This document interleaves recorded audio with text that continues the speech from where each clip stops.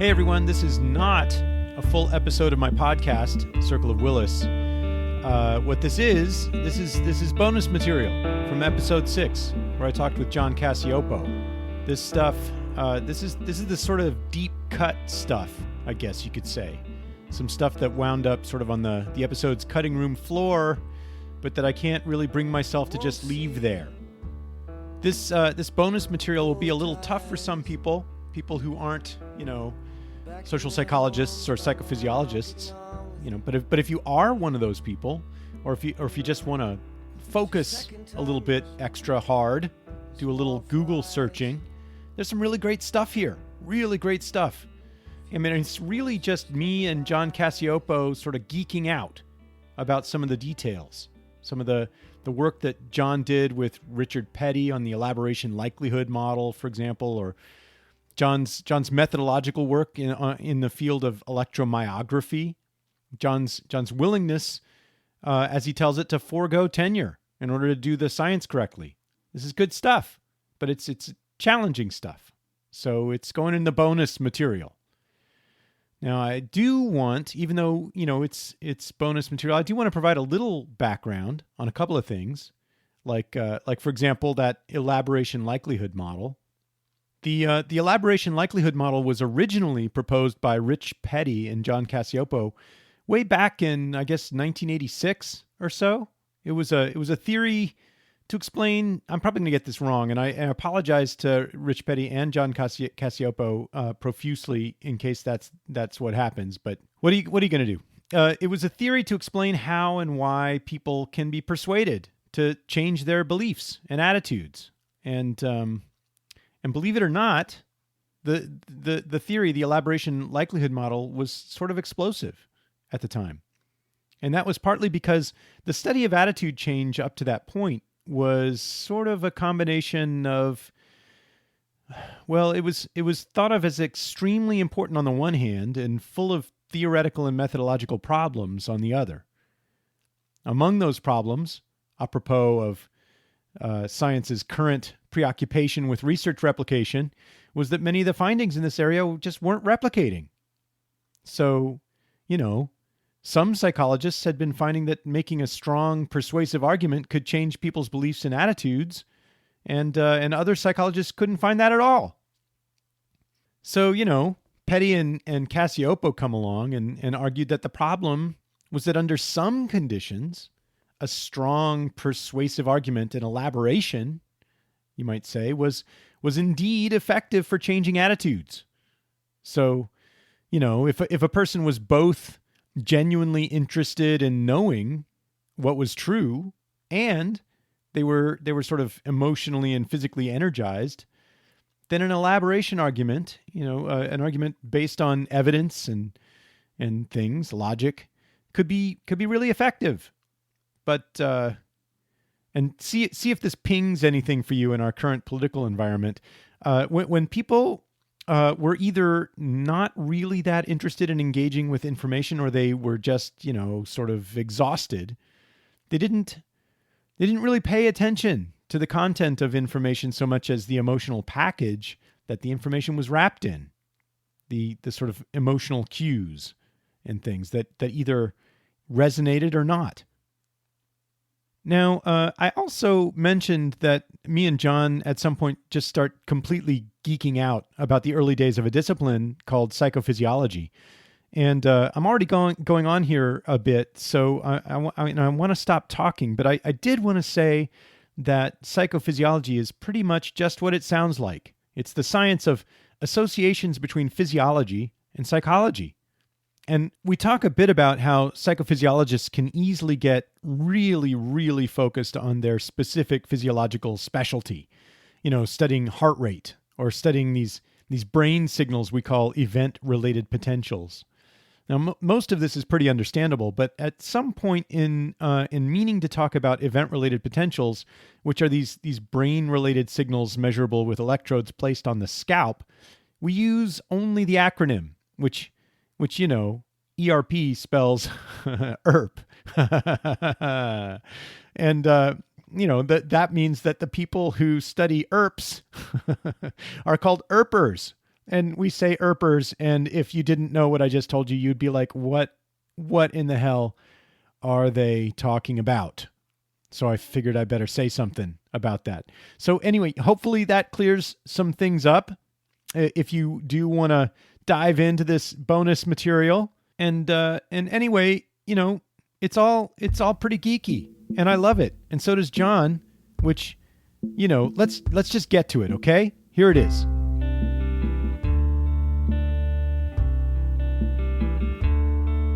So where'd you go to graduate school? You went straight into graduate school because you got into law school, but you said, heck with law school. Well, the issue, I remember this decision actually like it was yesterday. Law school and economics would give me, an easy life. And I could have imagined, okay, I'm going to work at things that are not all that fun, but then I'll have great vacations. Yeah, you can buy a swimming pool. Yeah, and I was smitten by the idea of letting data, of science, of the scientific method of solving puzzles, but having a more rigorous, actually knowing when you were getting close. Yeah. And I just fell in love with that and thought, well, I could, make a lot of money and take vacations, or I could. That's why I say I've never had a job. I mean, I could just take a vacation every day and go work. Yeah. And so I went to graduate school instead of law school, and I went to Ohio State. Ohio State, right? Because this professor, this professor who had said, "Well, I know how to find out," had done his graduate work at Ohio State, and he said, "You need to go to Ohio State." Okay, that's where it's happening. And two things happened there. One, another incoming graduate student and I turned out to be like salt and pepper. Okay. We just argued continuously, so much so that people thought we hated each other. He became my best friend, but we still... Who's that? Rich Fetty. And it was those arguments that actually led us to move in together so that we didn't have to take breaks. I mean, we would argue through the nights. You're so nuts. And it was great because that's awesome. It taught, I learned more from Rich than I did any mentor because I spent a whole lot more time. And he's a very smart man. Yeah. And so, we began working on a problem that looks a lot like what we're worried about today. The field of attitudes, people were starting to move away from because the effects weren't reliable. Sometimes credible sources led to more, attitudes sometimes less. Tough. And of course, Rich and I figured out that, no, the effects were reliable, but they weren't main effects, that it depended under what conditions. And so we proposed the first two-root theory and what was that called? Psychology. Yeah, there was elaboration likelihood elaboration. model. Yeah. Crap. And that, that basically was specifying on. the two processes and the conditions under which each operated. And then all the variables fell in, and we found, the same variable could operate in either capacity. Some did, some didn't. Number of arguments could either fuel how much you knew about something or just be used as a cue. You have a lot of reasons, you must be right. Yeah. And it depended, of course, on the elaboration likelihood. I don't know if you know Will Cunningham, but I had a conversation like this with him, and we were talking about those moments where you address a problem where it's not working out, and there's this aesthetic almost movement from things being complex to things being elegant. You sort of start to figure it out. And then when you start to figure it out, the complexity is not daunting. It's sort of beautiful in a way. It's so go back to the jigsaw puzzle. Yeah. Right? You follow certain epistemological rules, certain strategies, right, that are above any single jigsaw, just like we followed lay out what are the parameters of this problem, like we did with multiple determinism, whether you don't want Occam's razor or you want Einstein's razor. You know that you don't want to look for generality before you look at specificity. Yeah. So those kinds of things.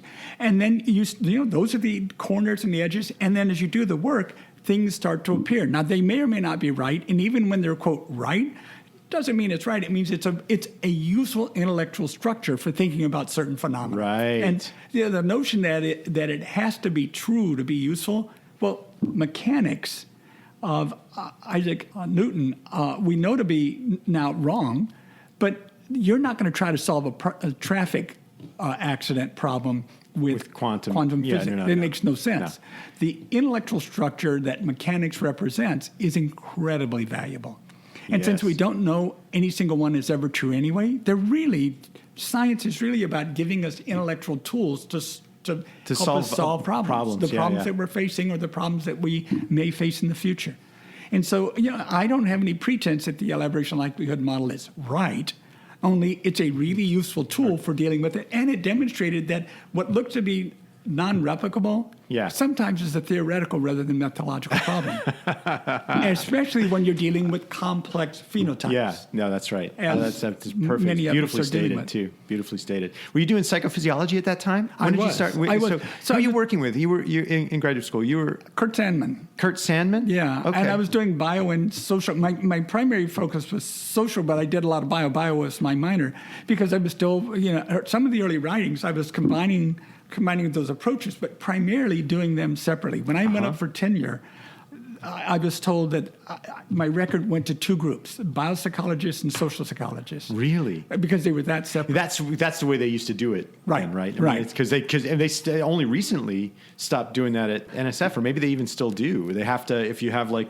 imaging and psychophysiology, or Yeah. and you have social, you got to go and to get reviewed twice. Right, because no single group was competent to judge everything.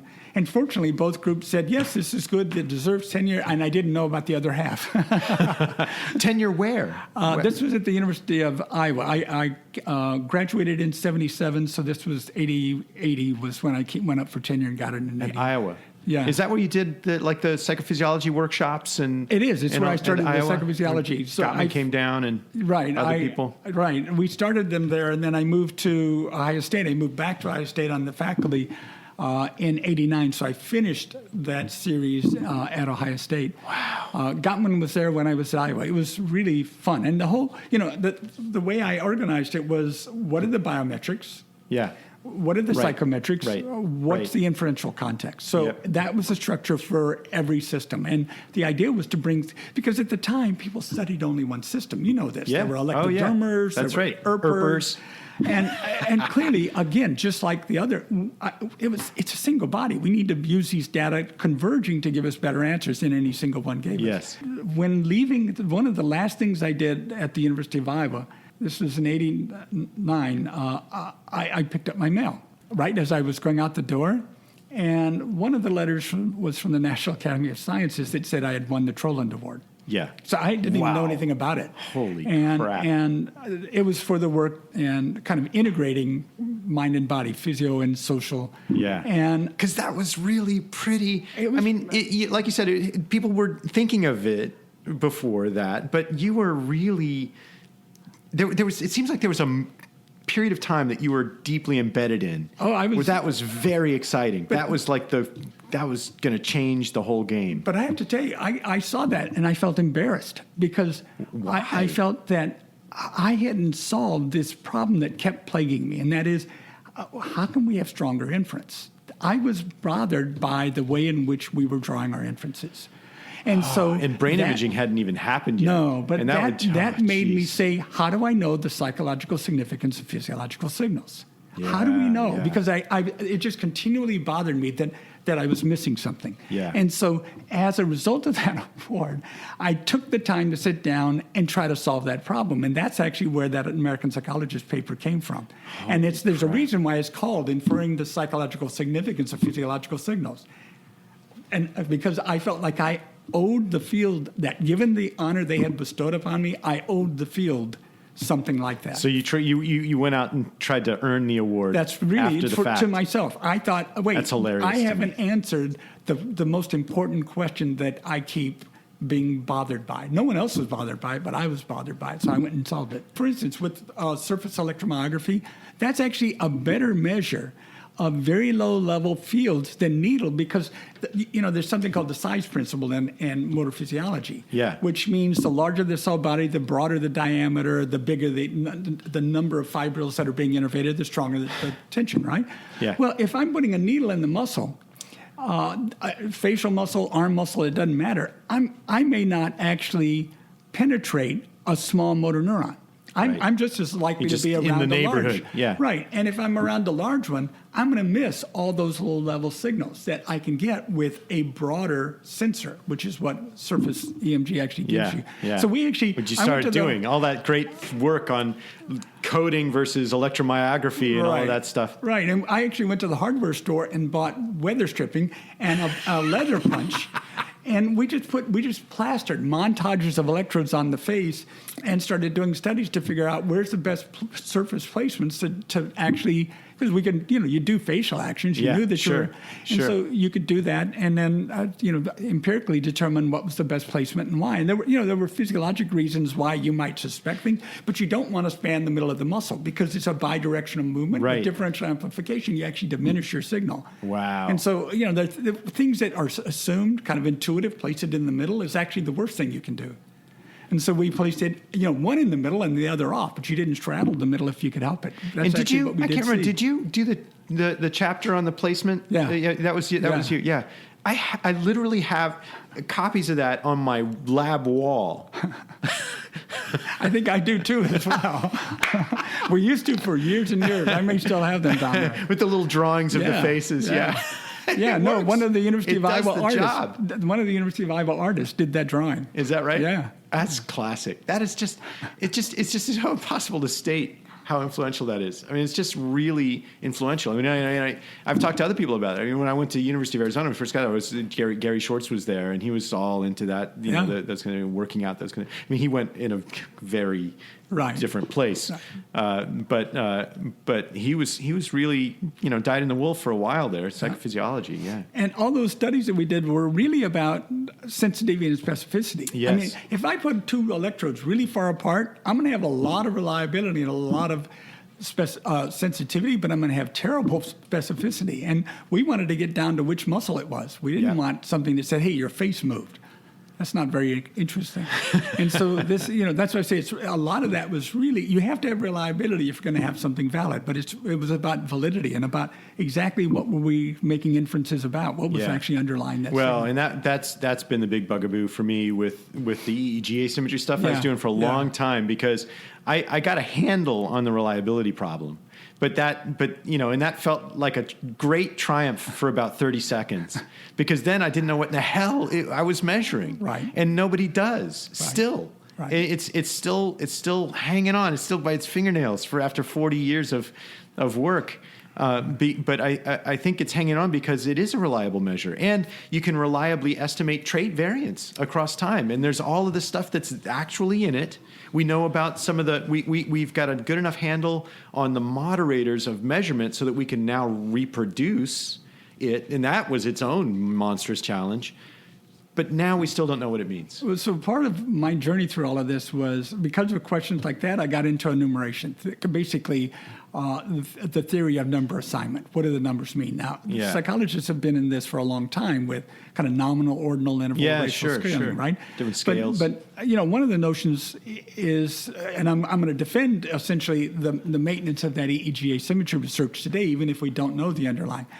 One argument was that things like telephone numbers on campuses you can't do a meaningful analysis of those because they don't, they're nominal. Yeah. Well, let's say that you did do an analysis. I mean, it's math. You can apply them to anything. Okay. So let's say you did, and you found out that the higher the beginning letter of a department is in the alphabet, the bigger the number. Then you might surmise something like, is it possible that there was this, at the early stages of this university, there was an assignment of phone numbers, kind of going through from low to high based on A to Z. Yeah. So, and that's something you could then go test. Yeah, you could look for. Sure. So that's a case of where this measurement theory has value, but it shouldn't be used as a crutch for alternatives. So sometimes you release those requirements, but you have to be very careful. So what that would mean was I haven't proven a thing, but I've generated a hypothesis. Yeah. But the absence of adherence to certain principles of numbers, measurement principles, I can't take that as proof, but I can take it as reason to ask a the next provable question. Yeah. Right? And so it's how are you using the data? And so it's this understanding of what exactly a number assignment does, the rules of number assignment, of what value is it. Now, don't get me wrong, you may well waste time asking that question and finding out, oh, no, it isn't that. Yeah. On the other hand, those are very kind of creative and new findings, because no one else would ever have even thought of doing that. And also, this is really the sort of scientist marshmallow test. If you take the long view, right, it's never wasted if you did it right. right? That's what you were saying earlier. Even though it can be like, oh shit, it didn't come out again, right? But the way I thought, or there's null or something. But if you paid attention to what you were doing and you did it really well, then it's information. That's right. Yeah. I remember, and that's never a waste, and from a certain perspective. In one of the summer programs I was teaching, Alice Eisen was a student in it. It wasn't exactly a student-teacher association, as you can imagine. but we had 6 or so people, and Alice was one of them. And I forget exactly the topic that we were talking about. And she said, I view that problem as like a house in the snow. I see a lot of tracks going in, and none are coming out. That means I don't go into the house. And I said, I don't have that reaction at all. If I see tracks going in and not coming out, then I don't go through the front door. Doesn't mean you can't explore that. It means don't do it the way everybody else has done it. That's been tried. Yeah, do something else. That's well worn. Yeah, okay, that's interesting. And that's so good. I think there's a way to contribute to that marshmallow, the future science, by just doing things well and not just following what is easy. I mean, that's one thing that I haven't done very well, is to do it the easy way. I've kind of thought about what's most interesting, but that's also because, the alternative to me was to go make money. Yeah. When I was an assistant professor, and they said, "Oh, nobody's getting tenure these days," which was true at that time. I just said, I don't care, because if I'm not going to be poor as a professor, I'm going to be rich as an economist, as a researcher elsewhere. Wow. So why would I care? So I have to do this in a way that I enjoy. You felt secure. You felt secure in your ability to make it your way in the world. Right. And so they, among Rich and I worked together a lot as junior faculty. He was in Missouri, I was in Iowa, and we were both told, don't work together. You have to establish your independence. I said, you're crazy. If you don't, I said, Rich is brilliant. Really fun to work with him. But if you don't think that I'm making a contribution by just talking to me, don't give me tenure. I'm going to continue to do what we find to be fun.